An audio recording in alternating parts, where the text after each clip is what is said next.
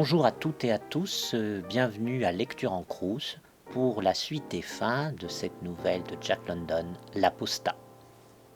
Il avait eu quelques événements marquants dans sa vie. Par exemple, lorsque sa mère avait acheté quelques pruneaux de Californie, ou les 2 fois où elle avait cuisiné de la crème renversée. Ces souvenirs étaient chers au cœur de Johnny, et sa mère avait, à l'époque, parlé d'un dessert délicieux qu'elle se promettait de préparer un jour et qu'elle avait nommé île flottante, et vanté comme encore meilleur que la crème renversée. Pendant des années, il avait attendu, plein d'espoir, le jour où il serait attablé devant une île flottante, jusqu'à ce que cette pensée soit reléguée dans l'oubli avec ses autres idéaux inaccessibles. Un jour, il avait trouvé sur le trottoir une pièce de 25 cents en argent. Ce coup de chance avait été lui aussi un grand événement dans la vie de Johnny. Il avait su quel était son devoir dès l'instant où il avait vu l'argent étinceler sous ses yeux, avant même de ramasser la pièce. À la maison, comme d'habitude, la nourriture manquait, et c'est à sa mère qu'il aurait dû remettre cette pièce providentielle, comme il lui rapportait son salaire chaque samedi soir. La conduite à adopter était évidente, mais il n'avait jamais eu l'occasion de dépenser de l'argent, et il était tenaillé par une fringale de bonbons. Il n'en avait goûté que trop rarement et mourrait d'envie de s'en goberger. Il ne s'était pas raconté d'histoire. Il savait que c'était un péché, et c'était délibérément qu'il l'avait commis. Ce jour-là, cédant à la gourmandise, il s'était acheté d'un coup pour 15 cents de bonbons et avait gardé le reste pour de futures ripailles. Mais n'étant pas habitué à avoir de l'argent sur lui, il avait perdu la pièce de 10 cents. Ce revers de fortune était survenu tandis que sa conscience le tiraillait, et il y avait vu une manifestation de la justice divine. Il craignait la sévérité d'un Dieu omniscient, vengeur et colérique. Dieu l'avait vu pécher, et Dieu avait été prompt à le châtier, lui refusant la pleine jouissance du salaire du péché. Cet événement restait gravé dans sa mémoire comme le plus honteux des forfaits, et chaque fois qu'il y repensait, ce souvenir ravivait ses remords. C'était l'unique tache sur sa conscience, mais aussi ses regrets, aiguisés par ses conditions d'existence et son tempérament. Il se reprochait la manière dont il avait dilapidé les 25 cents. Il aurait pu en faire meilleur usage et se désolait, maintenant qu'il avait éprouvé la célérité de la justice divine, de ne pas avoir pris Dieu de vitesse en dépensant les 25 cents d'un seul coup. Rétrospectivement, il se plaisait à dépenser encore et encore ces 25 cents, à chaque fois de façon plus gratifiante. Il était marqué par un autre souvenir, vague et imprécis, mais enfoncé à jamais dans son âme à coups de pied par son père.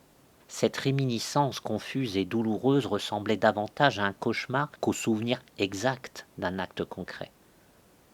Elle s'apparentait plutôt à la mémoire génétique de l'être humain, celle qui fait ressurgir dans ses rêves les expériences de ses lointains ancêtres arboricoles. Ces souvenirs effroyables ne revenaient jamais hanter les pensées de Johnny dans la journée, quand il était éveillé. Ils surgissaient toujours le soir, quand il était couché, au moment où sa conscience se troublait et s'égarait. Chaque fois, il se réveillait en sursaut, terrifié, et en cet instant affreux, il lui semblait être allongé au pied du lit, où reposaient les formes indistinctes de son père et de sa mère. Il ne voyait jamais à quoi ressemblait son père. La seule certitude qu'il avait, c'était que les pieds de son père étaient brutaux et sans pitié. Ses souvenirs anciens persistaient à le troubler, mais il n'en avait pas de récents. Tous les jours de son existence étaient semblables. Il en avait perdu la notion du temps. Il ne se passait jamais rien dans sa vie. Aucun événement ne venait marquer le passage du temps. Le temps était suspendu, toujours immobile. Seules les machines étaient animées, et elles n'allaient nulle part, même si elles tournaient de plus en plus vite. Quand il eut 14 ans, il fut transféré à l'atelier d'amidonnage. C'était un événement colossal. Il s'était enfin passé quelque chose dont il pourrait se souvenir plus d'une journée. Ce fut l'inauguration d'une nouvelle ère, le début d'une olympiade au rythme des machines, un jalon important dans son existence répétitive. Le jour de son 16e anniversaire, il fut transféré à l'atelier de tissage et on lui confia un métier à tisser.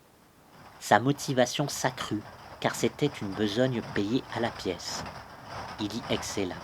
puisque l'usine avait déjà fait de lui une machine parfaite. Au bout de 3 mois, il travaillait sur 2 métiers à tisser à la fois. Il ne tarda pas à en manier 3, puis 4. Au bout de 2 ans de travail à l'atelier de tissage, il produisait plus d'étoffes que tout autre tisserand de l'usine, et 2 fois plus que les moins adroits. La situation de son foyer commençait à s'améliorer à mesure qu'il approchait de la plénitude de sa productivité. Toutefois, ce surcroît de revenus n'excédait nullement les besoins croissants de la maisonnée. Ses frères et sœurs grandissaient, ils mangeaient davantage, ils allaient à l'école et les manuels scolaires coûtaient cher. Et pour de mystérieuses raisons, plus Johnny travaillait vite, plus les prix des denrées de base augmentaient. Le loyer lui-même augmenta alors que l'état déjà vétuste de la bicoque s'était aggravé avec le temps, faute d'entretien et de réparation. Johnny était devenu plus grand, mais cela ne faisait qu'accentuer son extrême maigreur. Il était aussi beaucoup plus nerveux, et sa nervosité ne faisait qu'accroître sa mauvaise humeur et son irritabilité. Les enfants avaient appris, à leurs dépens, à se tenir à distance de lui. Sa mère le respectait pour l'argent qu'il rapportait au foyer, mais ce respect était teinté de crainte. Sa vie se déroulait sans joie. Il ne voyait jamais le jour et ses nuits exemptes de rêves étaient rythmées par les crispations convulsives de ses muscles d'automate. Quand il ne dormait pas, il travaillait, et sa conscience était devenue aussi aride que celle d'une machine. Son esprit s'était entièrement vidé de toute pensée. Il n'avait plus le moindre idéal et ne nourrissait plus qu'une seule illusion, il croyait toujours boire de l'excellent café. C'était un bourreau de travail. Sa vie mentale était réduite à néant. Et cependant, à son insu, dans le tréfonds de son esprit atrophié, chaque heure passée au travail était évaluée, chaque mouvement de ses mains, chaque convulsion de ses muscles. Ainsi se mijotait la transfiguration qui allait stupéfier Johnny et ses proches. Un soir, vers la fin du printemps, il rentra à la maison avec la sensation d'une fatigue inhabituelle. Lorsqu'il s'assit pour dîner, il ne remarqua pas l'ambiance d'enthousiasme contenu qui régnait autour de la table. Retranché dans un silence morose, il avala son repas machinalement. Les enfants lâchaient des onomatopées gourmandes et se pourléchaient les babines, mais il ne leur prêta aucune attention. « Tu sais ce que t'es en train de manger ?» demanda enfin sa mère d'une voix désespérée.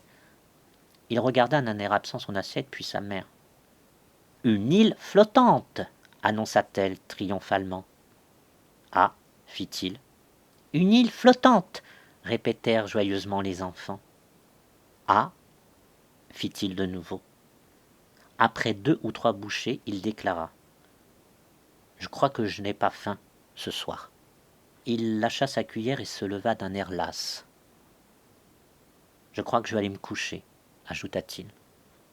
Il traversa la cuisine en traînant des pieds encore plus lourdement que d'habitude. Se déshabiller lui parut une tâche titanesque, d'une monstrueuse futilité, et il pleura doucement, en se glissant entre ses draps, une chaussure encore au pied. Il eut l'impression que quelque chose croissait et enflait dans sa tête, semant la confusion dans ses pensées. Ses maigres doigts lui semblèrent aussi gros que ses poignets. Il ressentait à leur extrémité une sensation indistincte, aussi vague que ses pensées. Une douleur insupportable lui vrillait les reins. Sa carcasse tout entière était douloureuse. Et dans sa tête, il entendit le vacarme que faisait 1 million de métiers à tisser. Martelant, grinçant, sifflant, vrombissant. Autour de lui, 1 millier de navettes volaient en tous sens, s'élançant vers les cieux où elles se mêlaient aux étoiles. Johnny était seul aux commandes d'1 millier de métiers à tisser qui tournaient toujours plus vite, et c'était son cerveau qui s'effilait et se dévidait pour alimenter ces 1000 navettes volantes. Il n'allait pas travailler le lendemain matin. Il était trop occupé à tisser des quantités d'étoffes fabuleuses sur les 1000 métiers à tisser qui tournaient dans sa tête. Avant d'aller travailler, sa mère fit venir un médecin. Il diagnostiqua un grave accès de grippe. Jenny fit office d'infirmière et suivit à la lettre les instructions du docteur. C'était une très forte grippe, et il fallut 1 semaine à Johnny pour être capable de s'habiller et de marcher en chancelant dans la maison. Le médecin déclara qu'il lui faudrait 1 autre semaine pour être rétabli et capable de reprendre le travail.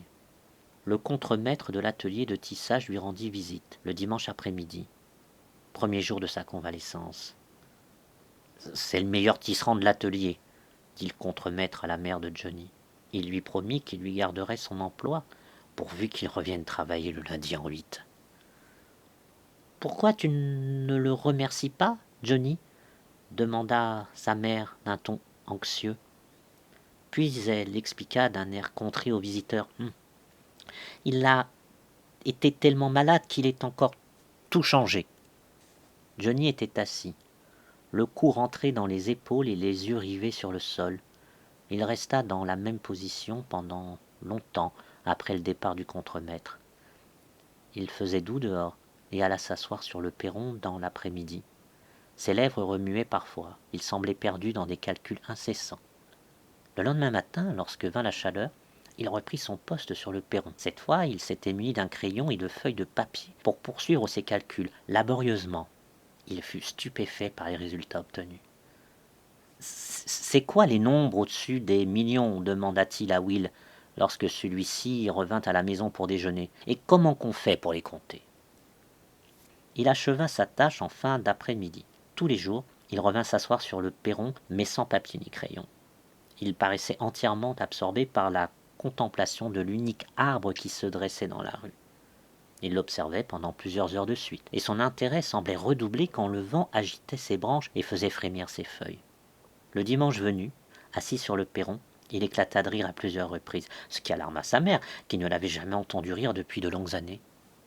Le lendemain matin, avant le lever du jour, elle alla le réveiller dans son lit. Il avait pu dormir tout son soûl pendant une semaine de convalescence et émergea facilement du sommeil. Il ne se débattit pas, ne tenta pas de s'accrocher aux couvertures lorsque sa mère l'en dépouilla. Il resta allongé tranquillement. Et c'est non moins tranquillement qu'il déclara « Ça sert à rien, maman. »« Tu vas être en retard ?» dit-elle en le croyant encore abruti par le sommeil. « Je suis réveillée, maman. Je te dis que ça sert à rien. Fiche-moi la paix. Je ne me lèverai pas. »« Mais tu vas perdre ton travail ?» s'écria-t-elle. « Je ne me lèverai pas, » répéta-t-il d'une voix étrangement dénuée de passion. Sa mère n'allait pas travailler non plus ce matin-là. Cette maladie la dépassait complètement. La fièvre et les accès de délire, elle savait ce que c'était, mais cette maladie-là avait toutes les apparences d'un véritable coup de folie. Elle remit les couvertures sur Johnny et envoya chercher le médecin. Lorsque ce dernier arriva, Johnny dormait paisiblement. Et c'est tout aussi paisiblement qu'il se réveilla et laissa le médecin prendre son pouls. « Il n'a rien vraiment de grave, » déclara le praticien. « Il est très affaibli, c'est tout. Il n'a pas beaucoup de viande sur les os. » « Il a toujours été comme ça ?» s'empressa de dire la mère de Johnny. « Va-t'en maintenant, maman, » dit celui-ci. « Laisse-moi finir mon roupillon. » Il avait prononcé ces mots sans acrimonie, avec une déroutante placidité. Et c'est avec la plus grande quiétude qu'il se tourna dans son lit et se rendormit. Il se réveilla à 10 heures et s'habilla. Il entra dans la cuisine où il trouva sa mère qui le regardait d'un air terrifié. « Je m'en vais, maman, » annonça-t-il. « Je voulais juste te dire au revoir. » Elle s'enfuit la tête dans son tablier, se laissa tomber sur une chaise et se mit à pleurer. Il l'attendit patiemment. « J'aurais dû m'en douter, » dit-elle entre deux sanglots. Elle ôta le tablier de son visage, jeta à Johnny un regard accablé et lui demanda « Où tu vas ?»« Je ne sais pas, moi, n'importe où. » Tandis qu'il prononçait ces mots, il lui vint une vision mentale de l'arbre de la rue, d'une clarté éblouissante. L'image de cet arbre semblait tapie sous ses paupières, prête à surgir à tout instant. Il pouvait le voir à son gré, en tout lieu. « Et ton boulot ? Je travaillerai plus jamais. »« Mon Dieu, Johnny, » gémit-elle, « ne dis pas ça !» Ce qu'il venait de dire sonnait comme un blasphème aux oreilles de sa mère. Telle une mère pieuse qui entend son fils nier l'existence de Dieu, elle était surprise et outrée par ces mots. « Qu'est-ce qui t'a mis ces idées comme ça dans la tête ?» demanda-t-elle, en une vaine tentative d'imposer son autorité. « Des chiffres, » répondit-il. « Rien que des chiffres. J'ai fait pas mal de calculs la semaine dernière et c'est très surprenant. »« Je vois pas le rapport, » dit-elle en reniflant. Johnny lui adressa un sourire patient, et sa mère fut décontenancée par l'absence persistante de son irritabilité habituelle et de toute mauvaise humeur. « vais t'expliquer, dit-il. Je suis complètement crevé. Qu'est-ce qui me fatigue? Les gestes. Et à partir de maintenant, je vais arrêter d'en faire des gestes. Tu te rappelles, quand je bossais à la verrerie, je bouchais 3660 flacons par jour. Je devais faire 10 gestes pour chaque flacon. Ça fait 36 000 gestes par jour. Au bout de 10 jours, ça en fait 360 000. En un mois, 1 800 000. En arrondissant, ajouta Johnny, avec la magnanimité satisfaite d'un riche philanthrope, ça fait 1 million de gestes par mois, soit 12 millions de gestes par an.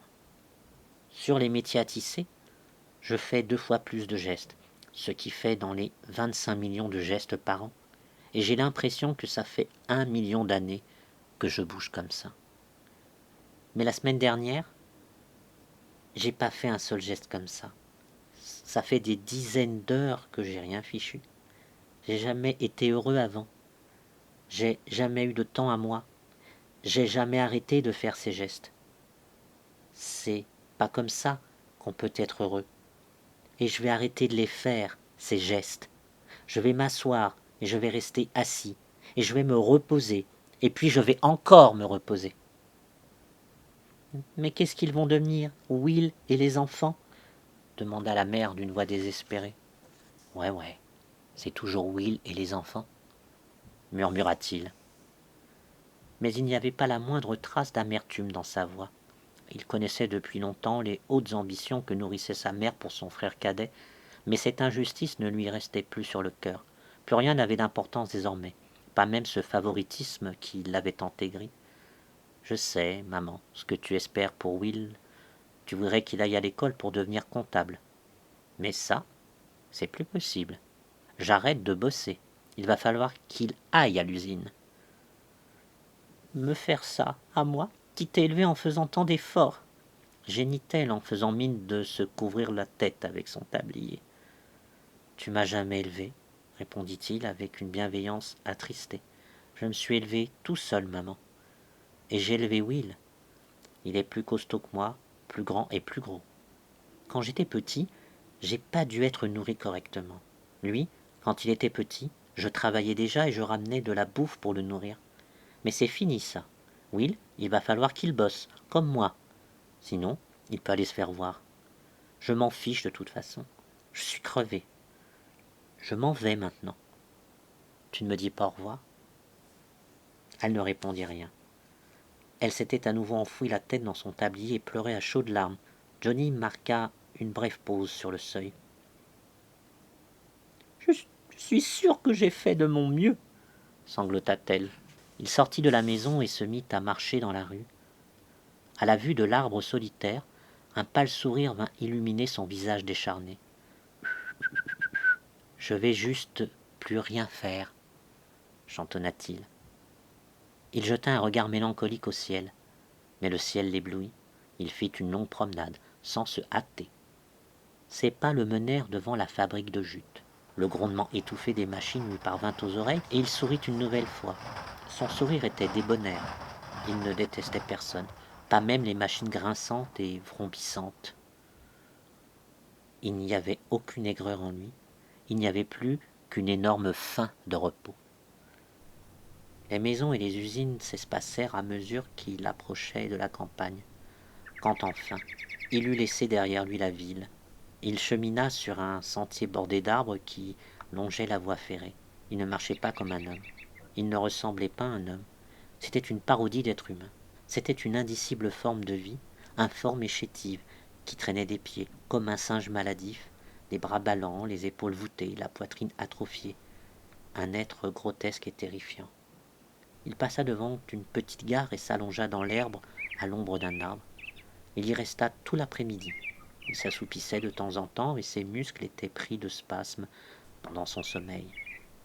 Quand il était éveillé, il restait allongé, immobile, observant les oiseaux ou scrutant le bleu du ciel au travers des branches de l'arbre qui abritait son repos. Par deux fois, il éclata de rire, mais son hilarité n'avait aucun rapport avec ce qu'il voyait, ni avec ce qu'il ressentait.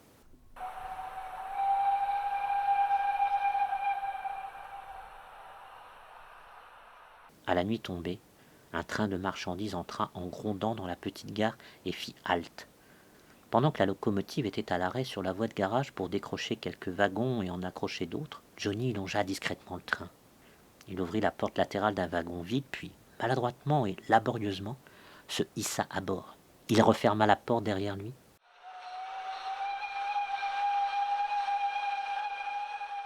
La locomotive lâcha un sifflement. Johnny s'allongea dans l'obscurité et sourit. Eh bien, c'est la fin de cette nouvelle L'Apostat de Jack London et la fin du cycle autour de cet auteur.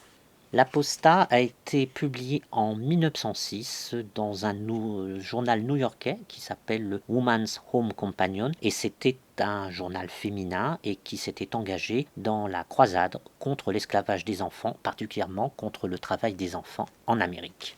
Pour revenir à la nouvelle, l'Apostat est un plaidoyer habile et pathétique, mais sans sentimentalisme ni moralisme, contre le travail infantile. Et nul doute que les lectrices du Woman's Home Companion furent émues à sa lecture, mais peut-être aussi furent-elles quelque peu déconcertées par le nihilisme serein et sa forme de happy end, où la délivrance de l'esclave a bien par un blasphème que revendique ici explicitement London, c'est-à-dire la désertion sociale. Car ce qui distingue ce texte du quasi-consensus qui prévalait à l'époque quant à la nécessité de prohiber l'exploitation éhontée des gosses, c'est qu'il est aisé de lire ici, dans cette nouvelle, une critique plus profonde du travail en usine en tant que tel et du machinisme triomphant, voire du principe même du salariat. N'est-ce pas ce principe qui est visé par cette charge contre la religion du travail qui reflète d'emblée le titre de ce bref et poignant récit et son ironique épigraphe?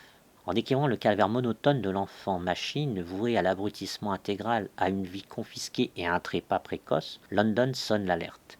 Ce culte du travail, dont la récusation est une inexpiable hérésie, n'a de fait plus d'autre raison d'être que de justifier l'exploitation capitalisme. Il est le cœur d'un monde sans cœur, l'honneur frelaté du zèle asservi et l'aubaine du négrier ou du rentier. La logique de cette religion-là n'a rien de sublime ni de moral, c'est la logique des machines, tout simplement, et les machines ne font pas de sentiments ni de sermons. Elles produisent ou elles détruisent, voilà tout, et toujours davantage, par nature étrangère à la vie. C'est ce que London signale en faisant naître dans un atelier de tissage son héros, accueilli en ce monde par le grondement implacable des machines, qui continuent à tourner à plein rendement. À mesure que s'étend leur emprise sur la vie quotidienne, ces machines conçues pour accroître la rentabilité du capital atrophient les esprits et entravent les corps, du berceau à la tombe. À leur rude école, on n'apprend qu'à ramper, de sorte que les humains, que les machines façonnent, ne sont plus bons qu'à fonctionner comme des rouages, dépouillés des indispensables moments du plaisir et de la pensée critique. Voilà pourquoi London, après avoir dressé cet effroyable constat, conclut sa parabole par un appel rimbalien à la désertion, quand bien même cette fuite ne serait qu'errance, sans but ni projet, mais valant mieux que l'abdication de soi et de son humanité, d'après Philippe Mortimer. Et je vous lis cette petite chose. Le réveil sonne, première humiliation de la journée. Ce n'est qu'un vieux dicton urbain. Et ces quelques vers, à nous, romanesques amis, ça va nous plaire. Jamais nous ne travaillerons au flot des feux. L'enfant poète, Arthur Rimbaud. Petite note historique sur le droit et le travail des enfants aux États-Unis. Il faut savoir que ce n'est qu'en 1924 qu'un amendement constitutionnel sur le travail infantile fut voté par le Congrès. En 1932, seuls 6 États l'avaient ratifié. De nos jours, il n'a toujours pas été ratifié par tous les États et demeure donc en suspens, toujours en 2020. Mais en 1938, sous la présidence de Franklin Delano Roosevelt, une loi fédérale fut enfin votée qui interdisait formellement le travail des mineurs de moins de 16 ans et régulait celui des mineurs de 16 à 18 ans. Ces délais en disent long sur la résistance obstinée des lobbies patronaux à ces mesures d'humanité élémentaire prônées par toutes les élites intellectuelles et souhaitées par l'écrasante majorité de la population. Donc à très bientôt pour la découverte d'un nouveau classique et d'un autre auteur ou d'une autre autrice. Rendez-vous sur Lecture en Crous.